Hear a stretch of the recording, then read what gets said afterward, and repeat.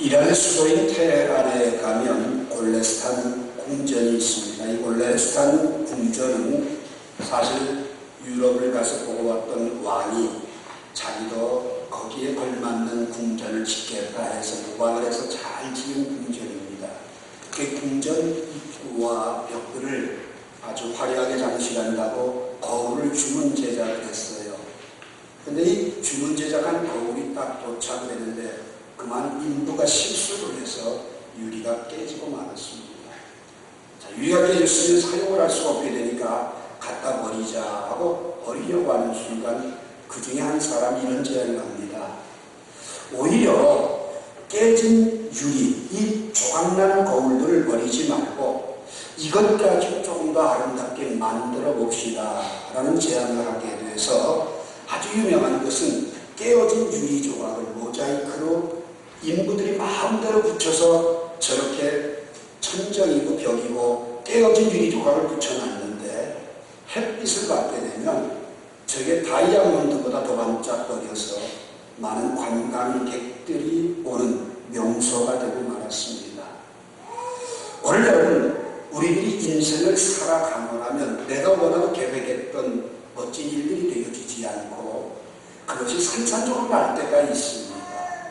그 산산조각난 삶의 아픔과 어려움을 어루만지면서 힘들고 지쳐 있을 때 바로 하나님은 깨어진 유리조각 같은 내 인생을 다시금 더 멋있는 걸작으로 에베소 2장 10절 말씀처럼 세상 사람이 감탄할 수밖에 없는 걸작의 인생으로 여러분과 저를 빚어가시고 만들어가신다고 하는 사실을 믿으시기 바랍니다. 아마 성경 속에서 인생들 가운데서 가장 유리조각이 많이 난 인생, 그러면 오늘 본문의 주인공인 야곱이라고 말할 수밖에 없습니다. 야곱은 그의 인생살이 속에서 여러 차례 위기를 만나게 되고 차라리 죽는 것이 좋다고 표현할 수밖에 없는 고통과 괴로움을 만났던 삶이었습니다. 그런데 그는 그런 아픔과 어려움의 순간, 위기의 순간을 오히려 축복의 기회로 당신이 내게 축복하지 아니하면 이러한 절규의 부르짖음을 통해서 그의 인생을 걸작으로 만드신 하나님 앞에 영광을 돌리는 복된 사람이 되었다라고 하는 사실입니다. 여러분 혹시 최근 베스트셀러였던 1000번은 흔들려야 어른이 된다라는 김남주 씨의 책을 읽어보신 적이 있는지요? 한 번 꼭 권하고 싶습니다. 1000번은 흔들려야 어른이 된다. 여러분 거기에서 보게 되면 역경을 통과하고 아픔을 통과하고 고독을 통과하고 시련을 통과한 사람이 어른이지 온산 속에서 자라온 화초 같은 사람은 결코 어른의 의식을 할 수 없다라고 하는 거죠. 오늘 이 아침 주의전 나와 예배하는 여러분들에게 정말 산산조각나는 야곱의 삶을 통해서 당신이 내게 축복하지 않으면 가게 하지 않겠다고 절규한 조각난 인생을 하나님은 어떻게 걸작으로 만드셨는지, 그가 정말 아픔과 어려움과 고통을 어떻게 축복으로 발전시킨 사람이 되었는지 야곱의 믿음을 통해서 저와 여러분이 배우고 깨닫는 귀한 은혜가 있기를 주님의 이름으로 축원합니다. 24절 봅니다. 야곱은 홀로 남았더니 어떤 사람이 날이 새도록 야곱과 씨름하다가 자기가 야곱을 이기지 못함을 보고 그가 야곱의 허벅지 관절을 치매 야곱의 허벅지 관절이 그 사람과 씨름할 때에 어긋났더라 이렇게 얘기합니다. 야곱이라고 하는 사람은 지금 나이 95세가 되어서 타향살이 20년의 생활을 종지부 찍고 외삼촌 라반의 집에서 많은 재산과 4명의 아내와 12명의 아들과 딸들을 데리고 많은 종들과 함께 고향을 그리며 고향 땅으로 돌아오고 있는 도중입니다. 그런데 그 고향 땅을 향해서 거의 당도할 즈음에 종으로부터 뜻밖의 전가를 받게 됩니다. 지금 저쪽 건너편에서 400명의 특수군사들이 우리를 공격하러 오고 있다라는 전가입니다. 자, 여러분, 금이 환양이 될 줄 알았던 고향 땅, 거의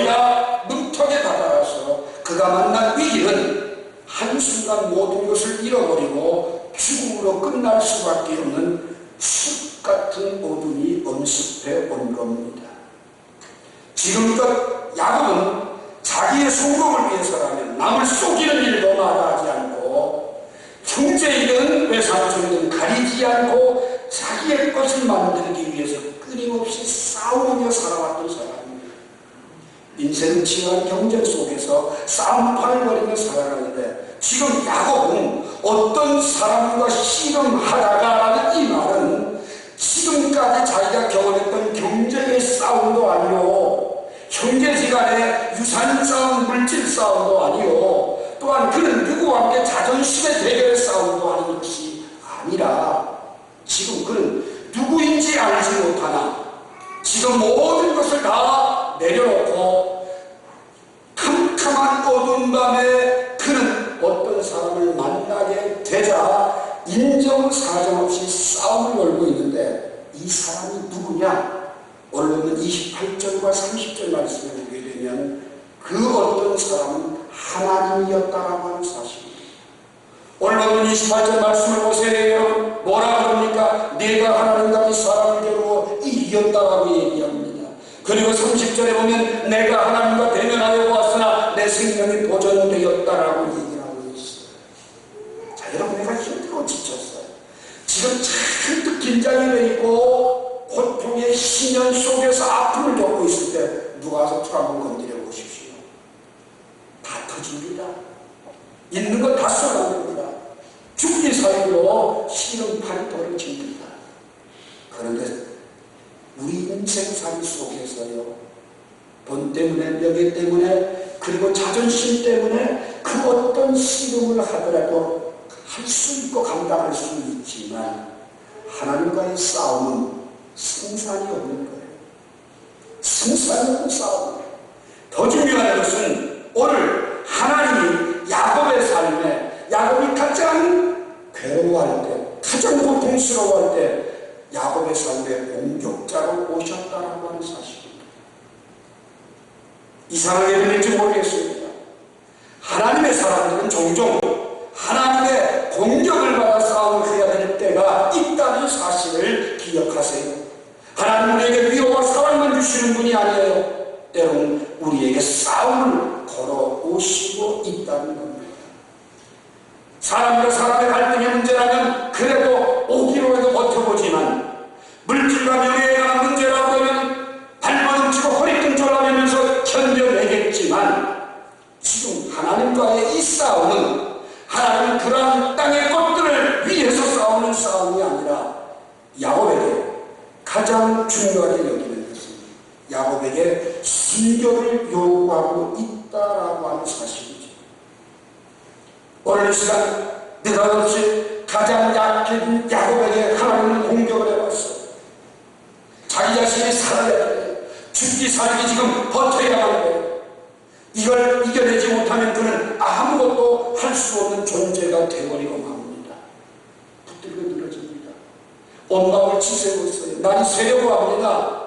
그 날이 새려는 그 순간까지도 야곱은 끈질기게 매달리고 있습니다.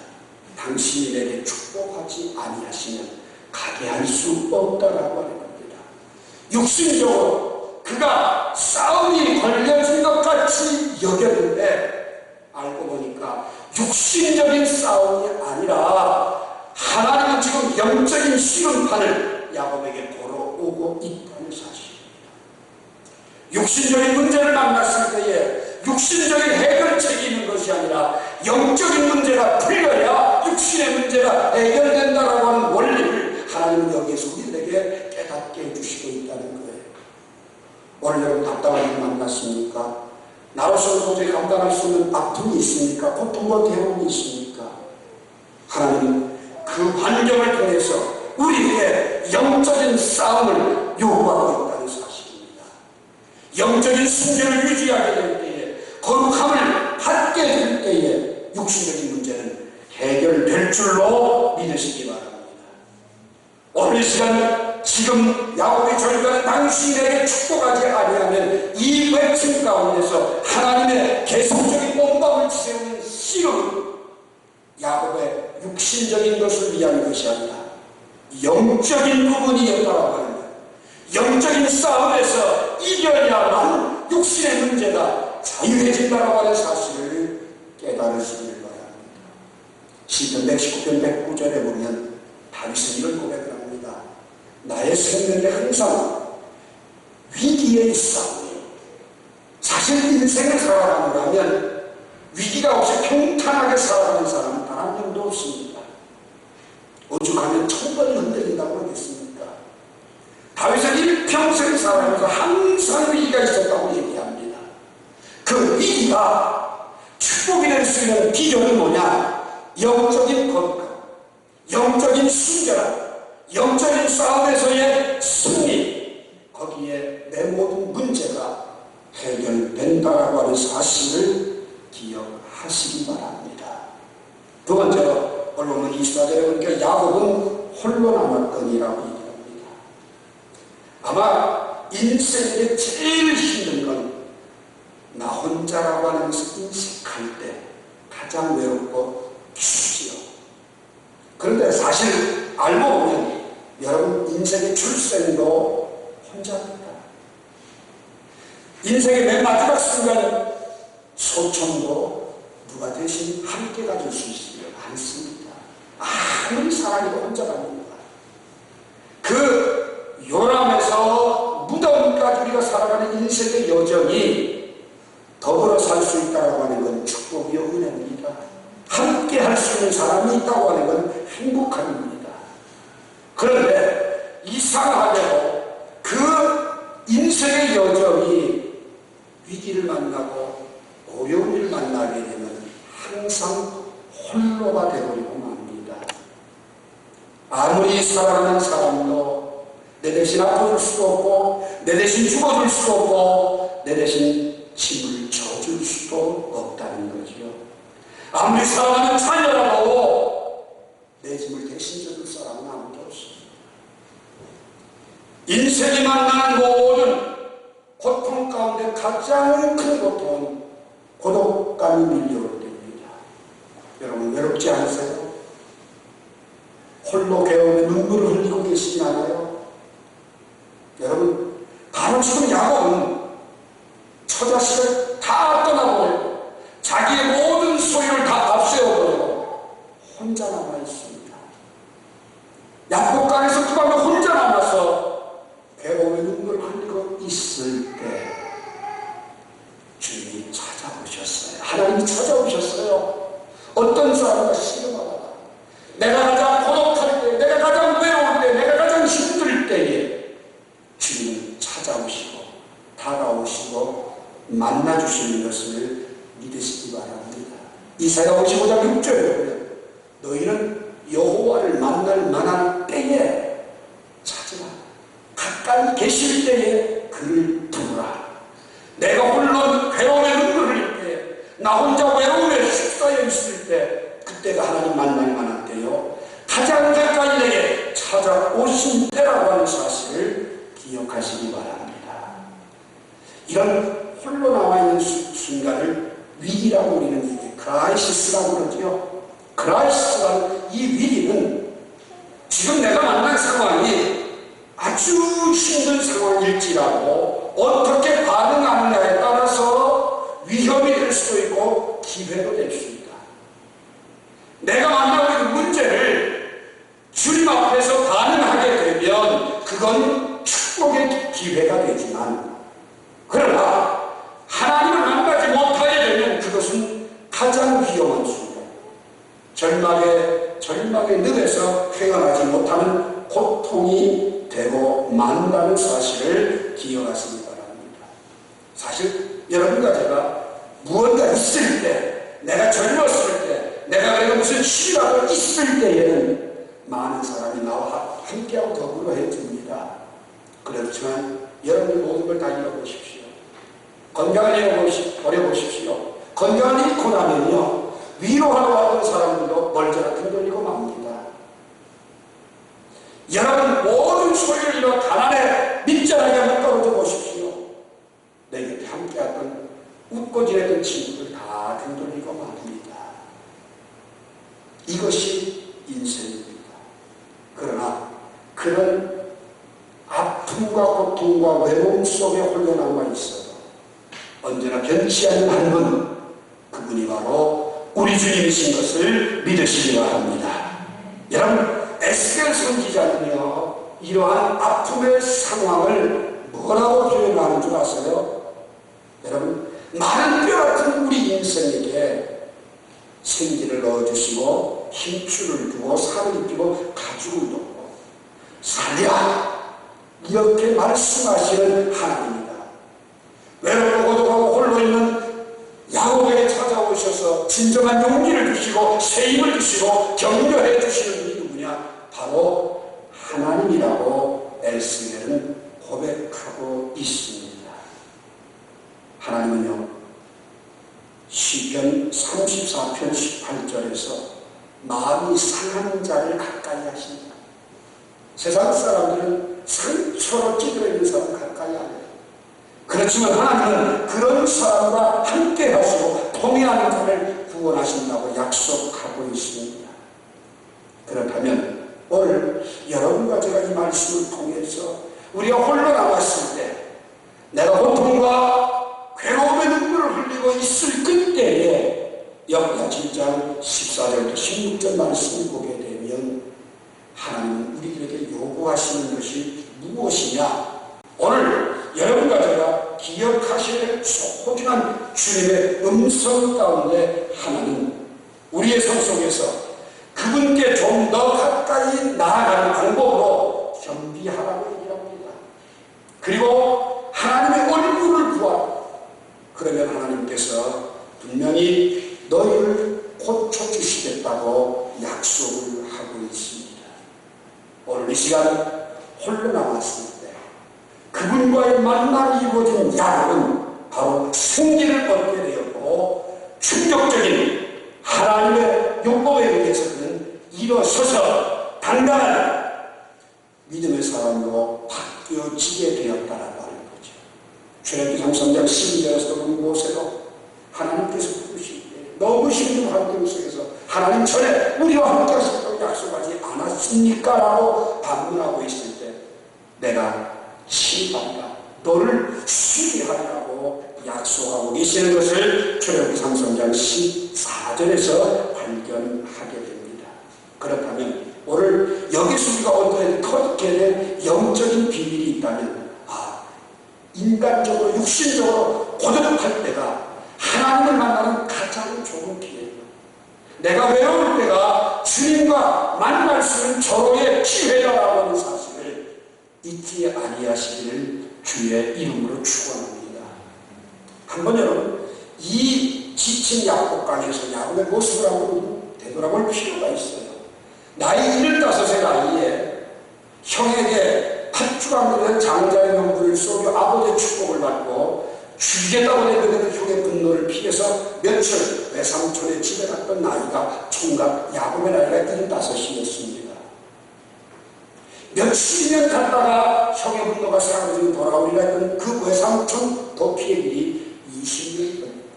그는 외삼촌 집으로 갈 때 홀로 인생에 처음 혼자 나는 외로움을 경험해 봅니다. 우르수가기야에서 돌베개 메고 잠을 청합니다.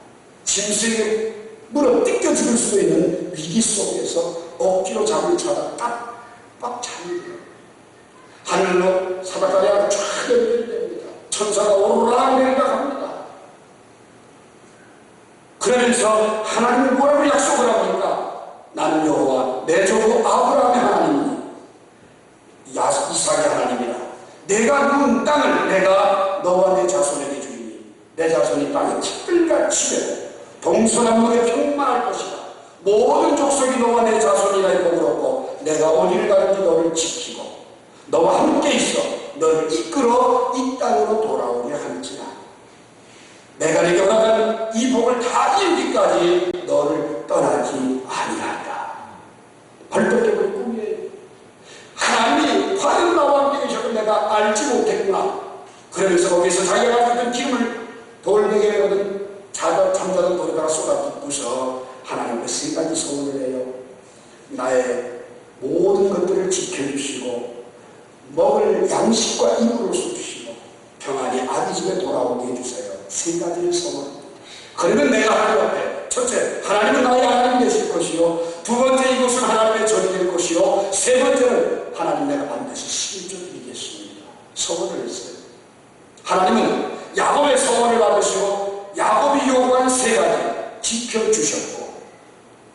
또한 먹을 양식과 입을 옷을 주시고 그러하여 거부가 되게 하셨고요. 아기의 집에 지금 거의 다 당도하고 있는 그 순간을 맞이합니다. 20년 전에 루스 광야에서 자기가 절박하게 홀로 있을 때 만났던 하나님을 그 장소에서 다시 연상하게 됩니다. 오늘 여러분과 저 어떤 위기를 만났어도요, 하나님이 우리와 함께 하시는 이겨내고 축복의 사람으로 바뀌어지는 건 믿으시기 바랍니다. 그 홀로 남은 것을 이겨낼 수 있는 유일한 방법, 빌립보서 4장 6절에 아무것도 염려하지 말고 오직 모든 일에 기도와 간구로 너희 구할 것을 감사함으로 하나님께 하라, 이렇게 말씀하고 있습니다. 오늘 문제를 주신 분도 하나님이시요, 나와 여러분 홀로 남게 하신 분도 하나님이라는 사실을 기억한다면 그 문제 해결은 그분과의 만남 속에서만 되어진다고 하는 것, 기도로만 해결된다고 하는 것을 꼭 기억하시고, 오늘 홀로 남은 삶을 힘들어하고 눈물할 것이 아니라 그분과 함께 만나는 축복의 기회가 되시기를 주의 이름으로 축원합니다. 마지막 세 번째로 28절과 29절 보면 그가 이르되 내 이름을 다시는 야곱이라 부를 것이 아니요 이스라엘이라 부를 것이니 이는 내가 하나님과 및 사람들과 겨루어 이기었습니다. 오늘 여기에서 보게 되면 야곱의 이름이 개명이 되고 있는 순간입니다. 그런데 오늘 여기에서 여러분과 제가 기억해야 돼서 하나님은 적당하게 적절하게 공급해 주시고 복 주시고 은혜 베풀어 주시는 것으로 끝나시는 분이 아닙니다. 정말 내 생각과 하나님의 생각이 너무 달라요. 야곱의 생각과 지금 하나님의 생각은 너무 다르게 개입이 되고 있다는 겁니다. 왜 그럴까요? 이사야 55장 8절에 보면 이는 내 생각이 너희 생각과 다르며 내 길은 너희 길과 다릅니다. 여호와의 말씀이니라. 이는 하늘이 땅보다 높은 같이 내 길은 너희 길보다 높으며 내 생각은 너희 생각보다 높으니라라고 말씀을 하고 있어요. 우리는 때로는 하나님이 너무 깊이 나에게 개입하셔서 나를 힘들게 하지 말고 적당하게 좀 적절하게 해주시면 좋겠다, 이렇게 생각할 때가 참 많죠. 그런데 하나님은 여러분과 저를 향해서 우리의 약속과 우리의 기도를 들으시고 참고 기다리셔요. 하루를 천년같이, 천년을 하루같이 말입니다. 야곱이 창세기 28장에서 하나님 앞에 소원하고 약속한 그 모든 것들을 듣고 계시는 하나님은 야곱의 나이 95세가 될 때까지 기다리고 계신 거예요. 얼마나 많이 기다리셨습니까? 그럼에도 불구하고 야곱 강가에서 야곱은 아직도 하나님이 원하는 모습을 갖추지 못하고 있어요. 그가 소원한 지 20년, 적지 않은 세월 동안에 그는 결코 하나님을 찾은 적도 없고 하나님의 전으로 올라온 적도 없고 힘들을 드렸다는 기록을 찾아볼 수가 없어요. 말은 잘해요. 믿음의 소리는 잘 뱉어내요. 우리가 하나님께 기도하고 많은 것들을 쏟아냈어요. 나 이렇게 살겠습니다라고. 근데 한 번도 해본 적이 없어요. 이제 하나님의 작업이 시작이 됩니다. 그 작업은 뭐냐? 너 이름이 뭐니? 야곱입니다. 발 뒤꿈치를 잡은 자, 남을 속이는 자, 네 것도 내 것, 내 것도 내 것 하는 사람이었습니다. 이제는 더 이상 그렇게 살지 마라. 욕심내고 살지 마라. 더 이상 육신적으로 살지 마라. 더 이상 남에게 피해주고 아픔 주는 삶 살지 마라. 이제는 너는 이스라엘이라, 하나님과 겨루어 이겼다는 뜻입니다. 조금 더 다른 뜻을 설명하면 하나님의 왕자라는 뜻입니다. 이제는 하나님의 아들답게 살라고 말씀을 하십니다. 이 시간 여러분과 제가 기억할 것은 하나님이 우리에게 작업하시는 것은 육신적인 우리, 그리스도 안에 돌아와서 예수 믿고 달라지고 변화되기를 우리의 기도를 들으시고 우리의 모습들, 그 고백들을 들으시고 참고 기다리시지만 그것이 변화되지 않고 계속된다면 이제는 작업을 거시면서 이스라엘이라 부를 것이라고 말씀을 합니다. 왜요? 그게 축복이기 때문입니다. 이름, 단순히 이름 바꾸는 축복이 아니라 육신적으로 살던 사람이 믿음으로 사는 사람이 되기를 바라고, 땅의 것들만을 추구하던 사람이 하늘의 것을 얻는 자가 되기를 바라고, 남의 것들을 쏘기는 사람이 아니라 남자에게 베푸는 사람이 되기를 바라기 때문에 하나님은 이스라엘로 바꿔주기를 원하신다. 여러분 야곱입니까? 이스라엘입니까? 아직도 야곱인데도 불구하고 하나님이 터치 안 하고 가만히 계신다면 여러분 빨리 이스라엘로 여러분의 삶이 바뀌어지기를 축복합니다. 왜요? 그분이 작업하시는, 그분이 터치하시는 우리는 심각한 통증을 겪는 아픔이 옵니다. 그게 뭡니까? 허벅지 관절이 부러져서라도 육신적으로 불구가 돼서라도 이스라엘이 돼야만 한다는 하나님의 방법입니다. 이때 힘들어요, 아파요, 고통스러워요. 아니 오늘 여러분과 제가 힘들어 고통스러워 고독으로 외로움에 눈물을 흘리는 대다수의 이유는 허벅지 관절이 부러지는 충격의 시간이 있지도 모릅니다. 그러나 사는 방법은 딱 한 가지입니다. 그분과 만나야 합니다. 그분이 주시는 힘을 얻어야 됩니다. 그분이 주시는 생기를 받아야 합니다.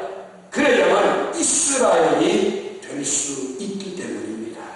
말씀을 결론 내립니다. 내 인생이 산산조각난 유리 같을지라도 오늘 그 기회를 통하여서 우리는 영적인 희름을 시작했다라고 하는 사실을 기억하십시오. 영적인 싸움에서 이겨야 합니다. 끝을 보셔야 합니다. 그래야 내가 살 수 있습니다. 영적인 힘만 있다면 육은 감당할 수 있습니다. 두 번째로 위기의 순간을 만났을 때 홀로 남아 괴로움에 눈물을 흘리는 그 시간이 하나님을 만날 수 있는 가장 좋은 때임을 기억하시기 바랍니다. 시험할 수 있는 절호의 기회입니다. 마지막으로 여러분과 제가 이스라엘이 되어 영적인 사람, 믿음의 사람이 되어야 합니다. 그래야 해결됩니다. 오늘 위기라고 힘들어하지 마시고 하나님을 붙잡고 축복을 쟁취하는, 비록 산산난 유리 조각이 훨씬 더 위대한 걸작이 되어지는 승리의 역사들이 저와 여러분에게 이루어지기를 주의 이름으로 축원합니다. 기도하겠습니다. 살아계신 하나님 은혜를 감사합니다.